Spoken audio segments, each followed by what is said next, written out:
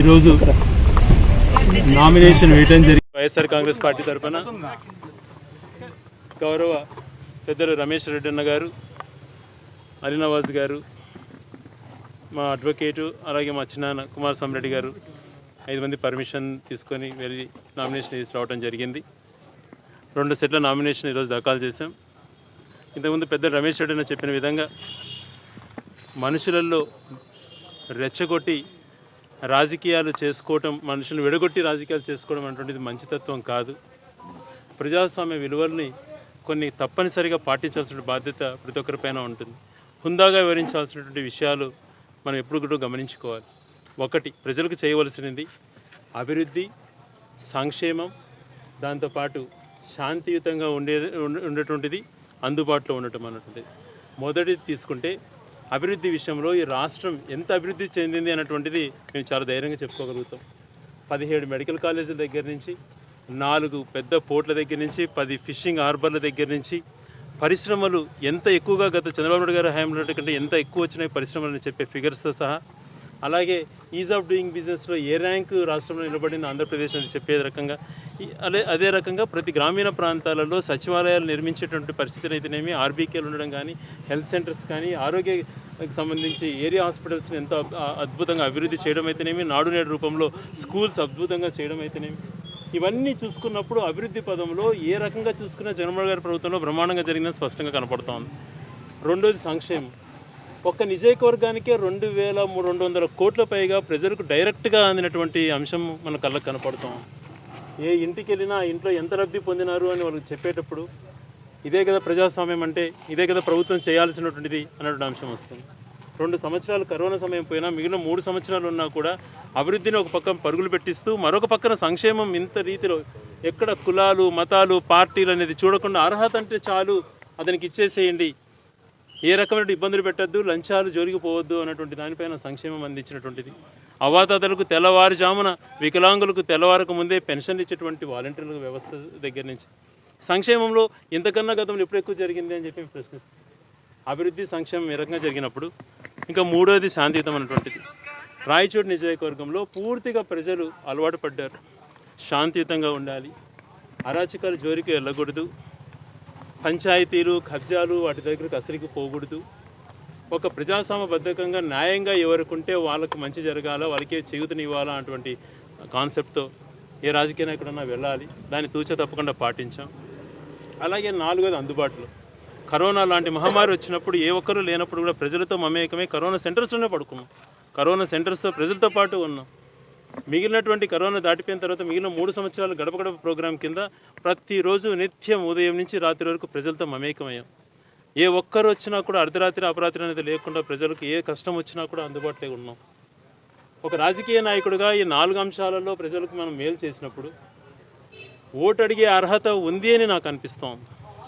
ఈరోజు రాయచూరు నియోజకవర్గంలో హాస్పిటల్ అన్నటువంటిది ఎంత అభివృద్ధి చెందింది, కార్పొరేట్ వైద్యం చేసే రకంగా కార్పొరేట్ హాస్పిటల్కి ఏ రకంగా తీసుకునే విధంగా హాస్పిటల్ తయారై ఉంది. ఆపరేషన్ థియేటర్స్ దగ్గర నుంచి తీసుకున్నప్పుడు, డాక్టర్ల అవైలబిలిటీ దగ్గర నుంచి తీసుకున్నప్పుడు గతంలో 500 ఓపీ ఉన్నది, ఈరోజు దాదాపుగా 1300 ఓపీ కూడా పోయినటువంటి పరిస్థితులు. దాంతోపాటు 4 అర్బన్ హెల్త్ సెంటర్లు టౌన్లో. ఇవి కాకుండా చిన్న మైక్ పర్మిషన్ కావాలంటే పులివెందులకు పోయే పరిస్థితులలో ఉండేవి డిఎస్పీ కోసం. ఈరోజు డిఎస్పీ కాకుండా ఎస్పీ కార్యాలయాలు, జిల్లా హెడ్ క్వార్టర్స్ కావటం. జిల్లా హెడ్ క్వార్టర్స్ అనేటువంటిది ప్రజలు సాధించుకుంటే ఇక్కడ రాయచూరు నియోజకవర్గ ప్రజలకు జగన్మోహన్ రెడ్డి గారు ఇచ్చి పెడితే ఒకరేమో మదనపల్లికి అంటున్నారు, ఇంకొకరేమో రాజంపేటకు తీసుకెళ్తూ ఉంటున్నారు. ఇది ఎక్కడ చూద్దాం. వీటన్నిటికంటే కూడా ముఖ్యమైనటువంటిది సెక్యులర్ భావన. ఒక పార్టీకి ఒక స్టాండ్ ఉండాలి, ఒక ఐడియాలజీ ఉండాలి. ఎవరో పెద్దలు విభేదించారంటే అవి లేకనే ఆ పార్టీలు. ఒక ఐడియాలజీ అంటే ఏంటంటే ఒక పార్టీకి స్పిరిట్ సెక్యులరిజం అన్నటువంటిది ఉండాలి. ఒక 5 సంవత్సరాలు నేను సెక్యులరిస్ట్ని నా భవిష్యత్తులో ఎప్పుడు బీజేపీతో పొత్తు పెట్టుకోను అన్నటువంటి మాట మాట్లాడడం, 5 సంవత్సరాలు తిరగకముందే భారతీయ జనతా పార్టీ దేశంకి ఆదర్శం అంటాడు, మళ్ళీ కాంగ్రెస్ పార్టీ కూడా ఆదర్శం ఇంకోసారి అంటాడు. ఇలాగ స్టాండ్ లేనటువంటి విధానాలు ఒక నాయకుడికి ఉన్నప్పుడు ఆ పార్టీ ఏ రకంగా గౌరవప్రదంగా ఉంటుందో ఆలోచన చేయమంటున్నాను. ఒక నాయకుడు మంచో చెడో స్టాండ్ ఒకటే ఉండాలి. సెక్యులర్ స్టాండ్ తీసుకుంటే సెక్యులర్ స్టాండ్ తీసుకోవాలి. ఆ స్టాండ్ తీసుకున్నటువంటి నిజంగా గొప్పవాడు జగన్మోహన్ రెడ్డి గారు. ఎన్నో రకాల వేధించినా కూడా ఏ రోజు తల వంచకుండా తన స్టాండ్ తను స్పష్టంగా తీసుకున్నటువంటిది నిజంగా గర్వించాల్సిన అంశం. ఈరోజు రాయచూటి ప్రజలకి మిగతా సంబంధించి ఏం చేయబోతున్నాం అటువంటిది, ఏం చేసామన్నటువంటిది చెప్పుకునే దానికి నిజంగా మాకు జగన్మోహన్ రెడ్డి గారు అవకాశం కల్పించాడు. సంక్షేమ బ్రహ్మాండంగా అభివృద్ధి చేశాం, జిల్లా కేంద్రాన్ని తీసుకొచ్చాం, అనేక రంగాలలో చుట్టుపక్కల మౌలిక వసతుల విషయాలలో ఎన్నో అభివృద్ధి కార్యక్రమాలు చేస్తున్నాం. రాబో రోజులలో ఈ రింగ్ రోడ్ను 4 లేన్గా మార్చడం, యూనివర్సిటీకి క్రియేట్ చేసుకోవటం, ఏదైతే ఇప్పుడు పనులు జరుగుతున్నాయో చెరువులకు నీళ్ళు చెట్టు కార్యక్రమాన్ని ఫుల్ఫిల్ చేసుకోవటం, ఇవి ప్రధాన అంశాలు. ఒక పరిశ్రమ తీసుకురావడం, ఈ 4 అంశాలపైన నేను ప్రజలకు వాగ్దానం చేస్తున్నాను.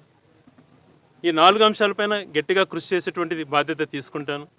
మిగిలినటువంటి పల్లెల్లో మౌలిక వసతుల విషయాలలో కూడా చాలా ఇదిగా తీసుకుంటాం. ఉన్న 2%, 3% ఏదైతే ఎలిజిబిలిటీలో లేకుండా క్రైటీరియా కొన్ని స్కీమ్స్ మిస్ అయినాయో వాళ్ళని ఏ రకంగా ఎందుకు ఎలిజిబిలిటీ వాళ్ళకి రాలేకపోయినారు న్యాయంగా ఉంటే వాళ్ళకు కూడా మేలు చేసేటువంటి కార్యక్రమాన్ని చేపట్టడం. శాచురేషన్ మోడ్ అనేటువంటిది గౌరవ రాజశేఖర రెడ్డి గారు తీసుకొచ్చినటువంటి కాన్సెప్ట్. అందరికీ చేయాలి, అందరికీ చెందాలి అన్నటువంటిది. అందుకని ఆరోగ్యశ్రీ, ఫీజు రియంబర్స్మెంట్ ఇలాంటి ఎన్నో గొప్పవి వచ్చినాయి. మైనార్టీలకు 4% రిజర్వేషన్ దగ్గర నుంచి తీసుకున్నప్పుడు అనేకమైనటువంటి ఒక మంచి భావాలతో, ఒక ఐడియాలజీతో ఈరోజు 15 సంవత్సరాలు పరిపాలన చేసినటువంటి చంద్రబాబు నాయుడు గారు తన పేరుతో ఒక స్కీమ్ కూడా చెప్పుకోలేకపోతున్నాడు అని అంటే అది ఎంత వైఫల్యమో ఆలోచన చేయమంటున్నా. మాకు చెప్పుకుండే అన్నీ ఉన్నాయి, మాట్లాడేటన్నీ ఉన్నాయి. కాబట్టి మమ్మల్ని ఎంత ప్రొవోకేట్ చేసినా, ఎంత రెచ్చగొట్టినా మేము ఒకటే కాన్సెప్ట్, ఏమి చేసినాము, ఏమి చేయబోతున్నాము. ఎంత అవమానకరంగా మమ్మల్ని మాట్లాడినా కూడా, ఎంత తీవ్ర స్థాయిలో నిందలు వేసి ఆరోపణలు చేస్తున్నా స్పందించకూడదు అనుకున్నాం. వదిలేరు, అజ్ఞతగా వదిలేస్తాం. నిజము అనేటువంటిది ఉంటే ఏదన్నా కూడా ఆరోపణలు చేసేటప్పుడు ఒక ప్రాపర్ ఫార్మాట్లో అది నిజమని నిరూపిస్తే స్వచ్ఛందంగా రాజకీయాలు తప్పుకుంటాం. కానీ తప్పు చేసేటువంటి కార్యక్రమం చేసే క్వశ్చనే లేదు అని చెప్పి ఏ రోజు రాయచోటి ప్రజలకు మాట ఇచ్చిన అదే కాన్సెప్ట్లో ముందుకెళ్తాం. గౌరవ పెద్ద రమేష్ అన్న ఆధ్వర్యంలో